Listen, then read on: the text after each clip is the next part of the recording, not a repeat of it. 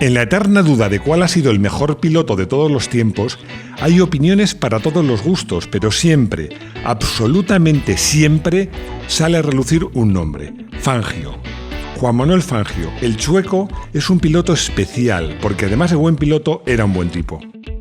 Bienvenidos a Garaje Hermético, enciérrate con nosotros.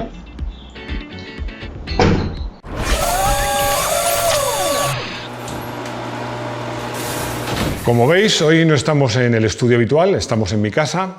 Sois bienvenidos a mi casa para hacer un vídeo dedicado a todos los grandes aficionados a la Fórmula 1, pero evidentemente muy en especial a los argentinos.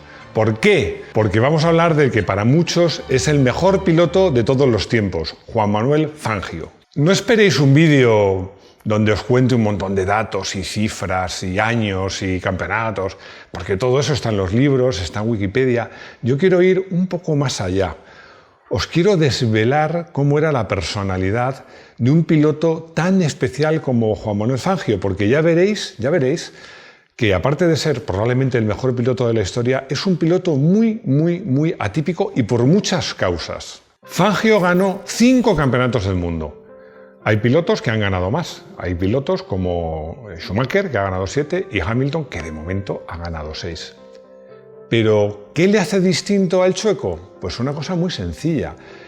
Recordad, Schumacher ganó 2 mundiales con Benetton, luego fue a Ferrari, le costó que el coche fuera bien, pero cuando consiguió que el coche fuera bien, ganó 5 campeonatos seguidos, casi 6, si no es porque pasa Alonso, se le cruzó por el camino, con un coche que era muy superior. A Hamilton le pasó lo mismo, ganó un mundial en 2008 con McLaren y luego de 2014 a 2019 ganó todos los mundiales con Mercedes. Se le escapó solo uno, que fue el que ganó Rosberg, pero fijaros, le ganó Rosberg por 5 puntos y estaban a 124 puntos Hamilton del tercero. Es decir, no se podía ganar un mundial en esos años si no llevabas un Mercedes. Nada que ver con Fangio. Fangio ganó con 4 coches distintos. Es decir, el dominio de Fangio fue un dominio del piloto, no del coche. Esto es muy importante. Además, me diréis, bueno, eso lo dirás tú. No, consultad, leer, porque esto lo dice todo el mundo. La grandeza de Fangio es que él dominó unos años de la Fórmula 1 y fue un dominio del piloto, no de la máquina. Fangio ganó 5 mundiales con 4 marcas distintas: Alfa Romeo, Mercedes, Ferrari y Maserati. Como os digo, nada que ver con los pilotos de ahora. Os decía que este no iba a ser un vídeo de fechas y cifras, pero os he engañado. No es que os haya engañado, es que 63 años después, 63 años trufados de grandes pilotos, Fangio sigue teniendo muchos récords. Y antes de hablar de su personalidad y de su historia, yo quiero hacer hincapié en esto. El primero ya lo he dicho.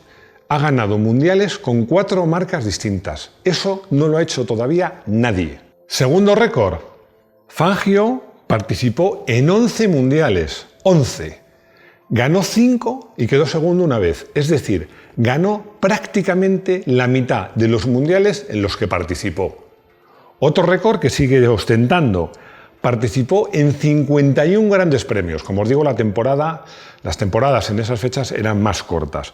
Bueno, pues ganó 24 veces. Es decir, que prácticamente una de cada 2 veces que tomó la salida, ganó la carrera.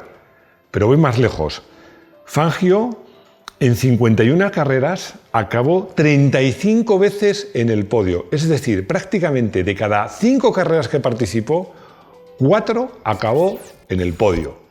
Y luego, pues el récord que ostenta y que, en mi opinión, va a ostentar muchos años. Fangio ganó su último mundial con 46 años y 41 días. Esto lo he dicho en otros vídeos. Yo creo que este récord yo no voy a ver a nadie que se lo bata. Bueno, pues a pesar de estas cifras que son impresionantes, estos récords que siguen vigentes 63 años después, para mí y para mucha gente no es lo que hace distinto a Fangio. ¿Qué es lo que hace distinto a Fangio?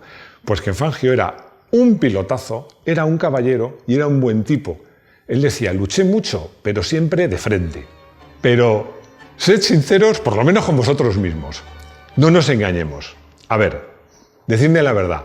¿Pensáis que Schumacher, Hamilton, Prost o Piquet son buenos tíos? ¿De verdad? ¿Lo pensáis? No son buenos tíos. Yo siempre digo una cosa. Un piloto que sale a una parrilla de Gran Premio, que gana un montón de mundiales, que sabe que todo el mundo va por él, tiene que tener un ego enorme. Para seguir ahí tiene que pensar que es el mejor. Con un ego así no es fácil ser buen tipo, pero Fangio lo era. Fangio decía: en la vida se triunfa de muchas maneras, no solo ganando. Yo os iba a advertir al empezar este vídeo que en este vídeo no va a haber anécdotas mías, porque este vídeo quiero que todos pongamos el foco en Fangio, pero a cambio os he traído muchas frases de Fangio que cada una de ellas es una lección de vida. Fangio era un tío sencillo, directo, campechano, amable, transparente, amigo de todos. Cuando oías hablar a Fangio, no oías hablar un campeonísimo ex cátedra, no, oías hablar a un aficionado. Un aficionado como tú y como yo, pero un aficionado que probablemente ha sido el ser humano más dotado y con más sensibilidad mecánica que ha habido nunca. Fangio decía una frase que también os voy a leer. La frase que me encanta dice: trata de ser siempre el mejor, pero nunca te creas el mejor. Yo creo que es una frase excelente, pero que cobra su verdadero significado cuando la dice un tío que él sí es el mejor. Pero, ¿cómo empezó todo? ¿Cómo empezó Fangio? Bueno, pues todo empezó en unas carreras que se llamaban turismo de carretera. Unas carreras típicas de Argentina, muy especiales, donde no bastaba ser un buen piloto. Había que ser un buen piloto, había que tener sensibilidad mecánica y, llegado el caso, había que tener habilidad para reparar los coches. Yo, para definir estas carreras apasionantes, os diría que sería, si hiciéramos un cruce genético, sería el cruce perfecto entre un París-Dakar y un Rally del Mundial. ¿Por qué? Porque había que tener resistencia, eran carreras muy largas, pero había que tener velocidad, porque no se iba despacio, había muchísima competencia, había tíos tan buenos como Fangio. Fangio, con 27 añitos, deja sus estudios y en el año 1939 se pone a correr en estas carreras de turismo de carretera. Bueno, y al año siguiente gana, en el año 1940 y en el 1941. Gana y empieza su rivalidad y gran amistad con José Froilán González. Ya hablamos de esto en nuestro vídeo en el que comparábamos la conducción de un Fórmula 1 actual con un Fórmula 1 de los años 50. Hay que acordarse de una cosa: no había telemetría, no había ordenadores, no había tantos ingenieros, tantos mecánicos alrededor de los pilotos. Los coches eran peligrosos y eran frágiles. Y entonces, como os decía, no solo bastaba ser rápido. Necesitabas un piloto que fuera rápido, que tuviera sensibilidad mecánica, que fuera capaz de reparar el coche. Fangio hacía bien estas tres cosas. Pero es que si además ese piloto era el más rápido, mejor. Y si además era un buen tío, mejor. Y es que Fangio era el mejor en todo eso. Tener a Fangio era una garantía de éxito. Aquí me voy a adelantar a su etapa de Fórmula 1 para contar una anécdota que ya conté en ese vídeo que os he comentado, pero que me parece muy relevante. Es una anécdota que cuenta otro gran piloto y también buen tío, Hermann Lang. Desde luego no ganó tanto, bueno, de hecho no fue campeón del mundo, pero recordaba a Fangio con cariño porque Fangio allí por donde iba dejando amigos y le llamaba la atención no solo lo rápido que era, sino esa sensibilidad mecánica que yo hago referencia muchas veces hablando de Fangio, porque era una de las cosas que más le distinguía de otros pilotos. Comentaba el bueno de Hermann: más de una vez vi parar a Fangio en los boxes y decir al mecánico que el coche tenía un problema, y el mecánico echar un vistazo y decirle: una vuelta más y se rompe. Pero es que esto no lo oí una vez o dos, lo oí muchas veces, y es que Fangio era especial, él entendía el coche. No era el típico piloto que se subía en el coche y le sacaba el máximo partido si llegado el caso, maltratándolo, no. Para Fangio el coche era una prolongación de sí mismo, era algo más. Él lo entendía, lo sentía como propio. Y estas carreras también le sirvieron, estas carreras del turismo de carretera, para ver lo duro y lo peligroso que era este deporte. Lo es ahora, pero mucho más entonces. Porque vivió la experiencia de tener un grave accidente en el Gran Premio de las Américas, creo que se llamaba, en Perú, donde perdió a un buen amigo que era su copiloto Daniel Urrutia. Luego él continúa en su Argentina natal corriendo unas carreras que se llamaban de fuerza libre. Mientras en Europa estábamos muy ocupados matándonos entre nosotros y pegándonos tiros y bombazos, pues él ganaba una carrera tras otra en Argentina. Pero una cosa estaba clara, que a Fangio Argentina se le había quedado pequeño y afortunadamente tuvo la suerte y el mérito de que la Federación Argentina le apoyó para dar el salto a Europa y empezar en 1947 a correr en Europa lo que entonces era la Fórmula 1. Fangio llega a Europa en el 47. Ya sabéis que el Mundial de Fórmula 1 como tal, el primero que se disputa es en el año 50, que gana Farina, y Fangio ya gana en el año 1951. Y luego gana del 54 al 57 todos seguidos. ¿Qué pasó en el 52 y el 53? Bueno, muy fácil, que Fangio tuvo un accidente, ya hablaremos de él, grave, que le hizo perderse la temporada 52 y gran parte de la temporada 53.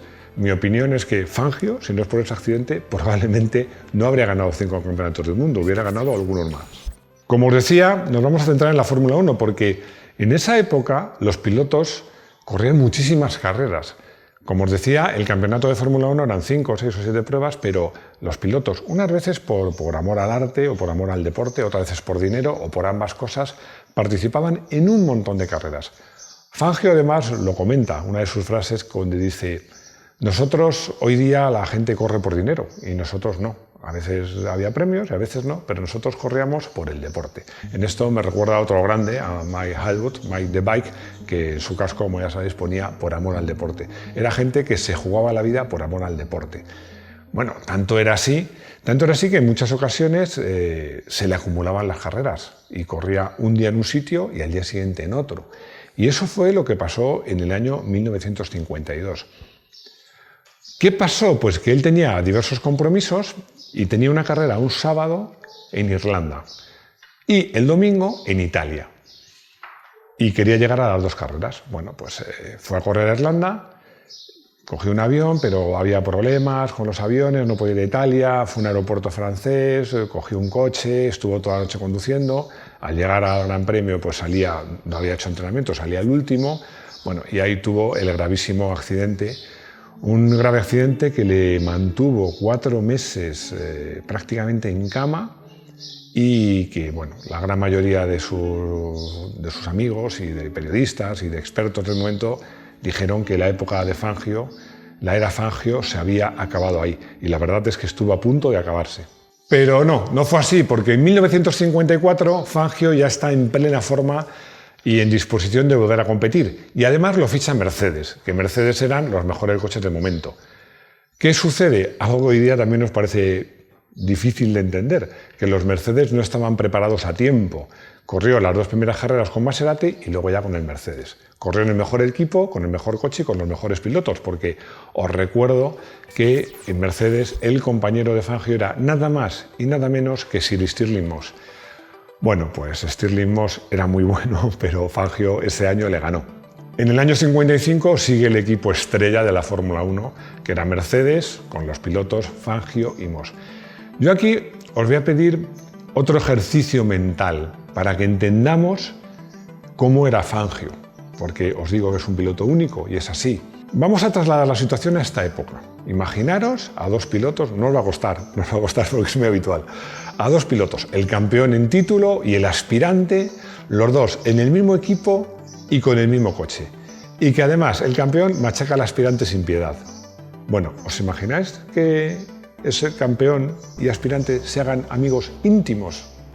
Pues eso fue lo que pasó. Fangio, a pesar de que le ganó a Stirling Moss y probablemente le privó de un campeonato que pues seguramente merecería, tuvo una enorme amistad con Stirling, una amistad que Stirling Moss siempre ha tenido a gala. Pero bueno, es que las amistades de Fangio, lo buen tío que era, le sirvió para ganar más mundiales, como ahora veréis.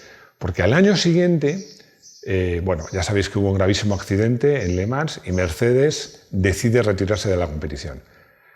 Y bueno, pues el equipo más potente que había, que no era Mercedes, era Ferrari. Enzo Ferrari quería el mejor piloto en su equipo. Quería el mejor piloto, pero no lo quería para ganar el Mundial. Ya sabéis cómo es Enzo Ferrari. Es italiano, es manipulador. Lo que él quería era que ganara su piloto, Peter Collins. Y me diréis, bueno, ¿y qué pasa? ¿Que le caía mejor Peter Collins que Fangio? No. Lo que pasaba es que se vendían mucho más Ferraris en el Reino Unido que en Argentina. Entonces Enzo dice, bueno, yo tengo el mejor piloto que el Fangio, pero ya me las apañaré yo para que gane el piloto que yo quiero. Bueno, esa temporada en Ferrari fue complicada porque Enzo sistemáticamente le ponía trabas a Fangio. Fangio quería tener sus propios mecánicos. Enzo decía que no, que todo se compartía. Además, Fangio no decía eso por tener un secretismo, sino porque a él le gustaba tener en su equipo un ambiente familiar, su mecánico, que le trataba su coche. Hubo muchas tensiones, pero al final Fangio ganó ese mundial. Pero ganó gracias a que en un gran premio Peter Collins le dejó su coche. Esto también a los más jóvenes os va a parecer raro, pero ¿cómo que le dejó su coche? Bueno, en esa época, si a un piloto se le rompía el coche, podía continuar la carrera con el coche de su compañero. Y fue lo que pasó. Fangio rompió el coche y Peter Collins le dejó el suyo, y gracias a eso, pues ese año Fangio ganó el Mundial en el año 56 con Ferrari. Fangio, por lo menos yo, he leído mucho, he revisado mucho, he hablado con mucha gente, jamás he oído ni he leído ni que dijera nada malo de Enzo Ferrari ni del equipo Ferrari. Pero está claro que no estaba a gusto, no estaba a gusto. Y ya en esta etapa de su vida decide que quieres un equipo y no piensas si el coche es bueno o malo. Él decide, no, quiero un equipo que esté como en mi casa, que me traten bien. ¿Y a dónde va? Pues a Maserati. Maserati fue un equipo, en esa época era muy familiar, que le había tratado muy bien y bueno, que le recibieron, os podéis imaginar, con los brazos abiertos. Y Fangio les correspondió de la forma que mejor podía hacerlo, que es regalándoles el Campeonato Mundial de 1957. En 1958 Fangio gana su última carrera. Pero lo que pasa este año, el suceso que cambia la vida de Fangio, no tiene nada que ver con la competición. Ese año había un gran premio en Cuba y allá fue Fangio, pero en el aeropuerto les secuestraron. Les secuestraron por orden del mismísimo Fidel Castro. Fidel Castro, que lideraba un movimiento revolucionario, como todos sabéis, que acabó luego imponiéndose al gobierno de Batista, quería dar un golpe de efecto y le pareció que podría ridiculizar al gobierno si secuestraba a un personaje tan famoso como Fangio. Bueno, pues la verdad es que Fangio, cuando habla de este suceso, bueno, pues lo pasó realmente mal, pero Fangio era un tío con recursos y con amistades y le pidió a sus secuestradores que le dejaran hablar con el embajador argentino en Cuba. La gracia de todo esto es que el embajador argentino en Cuba se apellidaba Guevara y era el primo del mismísimo Che Guevara. Bueno, pues nunca sabremos muy bien qué pasó ahí, pero poco más de 24 horas más tarde liberaron a Fangio. Pero Fangio esto le dejó huella. Pero fijaros, hablando de estas frases célebres de Fangio, que un periodista le preguntó que ese suceso que casi le había costado la vida. Y Fangio, que era un buen tipo y además muy optimista, respondió: no, al revés, me la han salvado, me la han salvado. ¿Por qué dijo esto? Muy fácil, porque en ese gran premio, en la salida, y seguramente Fangio, si hubiera corrido, hubiera estado en las primeras posiciones, hubo un accidente muy grave que, bueno, que hubo víctimas y Fangio decía con muy buen humor: seguramente si yo hubiera corrido ese gran premio hubiera estado en ese accidente y probablemente pues a lo mejor había perdido la vida. Pero bueno, sea como fuere, este suceso le dejó bastante marcado. Fangio se retira de la competición con otra frase célebre que dice: me retiré porque yo creo que ya la gente se estaba cansando de ver mi cara. Bueno, Fangio era así. Me hace gracia, si veis algunas fotos, esto no está en el guión, pero es que recordando su cara, compararle con sus rivales, porque Fangio no tenía el aspecto de ser un piloto de Fórmula 1. No digamos que era un tío gordito. Bueno, en esa época había pilotos que no eran precisamente delgados, como su gran amigo, rival, y que se tenían un grandísimo respeto. Un auténtico pilotazo olvidado, porque entre otras cosas tuvo la mala suerte de coincidir con Fangio, José Froilán González. Bueno, pero Fangio era un tío calvete, redondito, rellenito. No tenía pinta de ser, no sé, parecía un tío simpático, además más mayor que todos los demás. Ya sabéis que ganó su último mundial con 46 años, pero bueno, en el 58, por lo que fuera, quizás también tuvo que haber su secuestro, se retira. Se retira de la competición, pero él nunca deja de estar muy cercano al mundo del motor, temas de competición, temas que tenían que ver con Mercedes, él vendía Mercedes en Argentina. Siempre fue un piloto muy activo, iba a exhibiciones, muy activo y además muy asequible. Y bueno, tan asequible que yo siempre digo, y seguro que sobre todo los argentinos vais a estar de acuerdo conmigo, el último triunfo deportivo de Fangio probablemente no fue en el Gran Premio de su casa, de 1958 en Buenos Aires. Fue en 1969, con la famosa Misión Argentina. A ver, los más jóvenes tampoco habréis oído hablar de una carrera que se llamaba las 84 horas de Nürburgring, por cierto, un número bastante raro. ¿Y eso qué era? Bueno, pues era una prueba, había un rally que era Lieja-Roma-Lieja, era un rally de resistencia, pero que dejó de hacerse por temas que tenían que ver con aspectos relacionados con la seguridad, y lo sustituyeron por esta prueba. Es una prueba con un reglamento complicadísimo, que primero se disputó a 82 horas, luego 84 y luego llegó a disputarse a 96, si no me equivoco, 4 días completos, eso es, 96. Tiene un reglamento complicadísimo porque había ventanas en las cuales se podía reparar el coche. Fijaros, la media de las últimas 12 horas tenía que ser igual o superior a la media de las primeras 12, lo hacían para evitar que a última hora los coches fueran renqueando. Era muy complicado. Bueno, pues en el 69 Argentina hace un equipo que llamó Misión Argentina y pusieron al frente nada más y nada menos que a Fangio. Pero es que en ese equipo todo era argentino. Eran argentinos los coches, los famosos Torino, unos coches muy bonitos, de diseño italiano pero fabricación argentina, y era argentino el preparador, Oreste Berta, que es probablemente uno de los mejores preparadores, desde luego, en mi opinión, el mejor preparador argentino. Y bueno, con este equipazo, 100% argentino, fueron a las 84 horas de Nürburgring en el 69. Fue el equipo que más vueltas dio. Lo que pasa es que por esta rareza del reglamento, que penalizaba por vueltas y tal y cual, bueno, pues al final, aun siendo el equipo que más vueltas dio, no ganó su categoría, pero hizo cuarto absoluto. Esto es un triunfo porque, como os digo, era un equipo 100% argentino contra equipos, incluso equipos oficiales de fábrica, y además la misión que tenían era sencillamente acabar, y no acabaron muy bien. No voy a cerrar este vídeo diciendo cuándo falleció Fangio ni hablando de eso, porque lo que quería en este vídeo reflejar, y yo creo que ha quedado reflejado, es que Fangio es único porque fue un piloto dominador, dominó él, no sus coches, era el mejor, y porque además es un piloto atípico, porque un piloto que ha ganado 5 mundiales y ha hecho tantos amigos entre sus rivales, entre sus compañeros de equipo, es un caso único. Fangio hicimos un vídeo, ¿cuál era el mejor piloto de Fórmula 1? Yo dije que probablemente Senna. La verdad es que es muy difícil, pero de luego, entre los 3 mejores, si no el mejor, sin duda está Fangio. Y llegamos a nuestro coche del día, y en nuestro coche del día ya me gustaría a mí poder elegir un coche que hubiera conducido Fangio. Hubiera conducido en competición, se entiende, pero no he tenido esa fortuna. Pero sí tuve la fortuna de llevar un coche más antiguo que los que llevó Fangio, más antiguo todavía, pero que me impresionó, que fue un Bugatti tipo 51. El tipo 51 era el sucesor del exitoso tipo 35, pero que no tuvo tanto éxito. Os estoy hablando de un coche de los años 30, mediados de los 30, pero un coche, bueno, Bugatti ya sabéis que hay quien dice que más que un mecánico era un joyero. El motor era una obra de orfebrería, era maravilloso, era un 8 cilindros en línea que daba 160 caballos.